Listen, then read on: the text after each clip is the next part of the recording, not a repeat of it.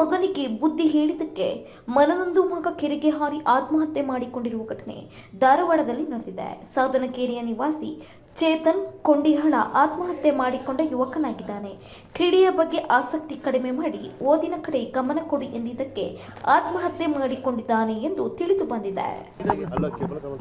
ಏನು ಆರೋಗ್ಯವಾಗಿದ್ದ, ಸಾಯಂಕಾಲ ಏನೋ ಸ್ವಲ್ಪ ಮಾನಸಿಕವಾಗಿ ಸ್ವಲ್ಪ ಅಸ್ವಸ್ಥಾಗಿದ್ದ. ಮತ್ತು ಅವನು ಏನು ಒಳ್ಳೆಯ ಆಟಗಾರ ಆಗಿದ್ದ. ಅನಿವಾರ್ಯವಾಗಿ ಮಾನಸಿಕ ನಾನು ಸಿದ್ದೇಶ್ವರನ ಭಕ್ತ ನಾನು ಅಂತಕ್ಕಂಥದ್ದು ನನ್ನಿತ್ತು. ಮತ್ತು BCom ಫೈನಲ್ ಇಯರ್ ಇದ್ದ, ಎಕ್ಸಾಮ್ ಮುಗಿಸಿದ್ದ. ಅವನು ಪೇಪರ್ ಉಳಿದಿದ್ದು. ಅನಿವಾರ್ಯವಾಗಿ ನಮ್ಮ ಅದೃಷ್ಟ ಅಲ್ಲ, ನಮ್ಮ ಹಣೆ ಬರ ಸರಿ ಇಲ್ಲ. ಅದಕ್ಕೆ ನನ್ನ ಮಗನ ಕೈ ಬಿಟ್ಟು ಹೋದ.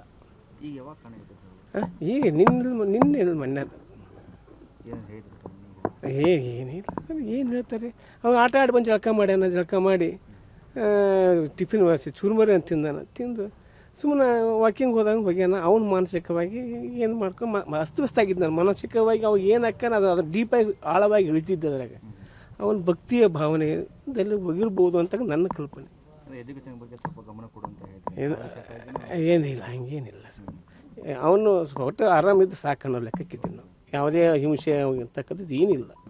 ನನಗೆ ಇಬ್ಬರು ಗಂಡು ಮಕ್ಕಳು, ನನ್ನ ಮಕ್ಕಳು ಚೆನ್ನಾಗಿರೋಂತಕ್ಕಂಥದ್ದು ನನ್ನ ಉದ್ದೇಶ. ಅವ್ರು ಕಲಿಯೋದು ಬೇಡ, ಕಡೆಗೆ ಒಬ್ಬ ಸಂಸ್ಕಾರವಂತನಾಗಿ ಬದುಕಬೇಕು ಅಂತಕ್ಕಂಥ ನನ್ನ ಉದ್ದೇಶ.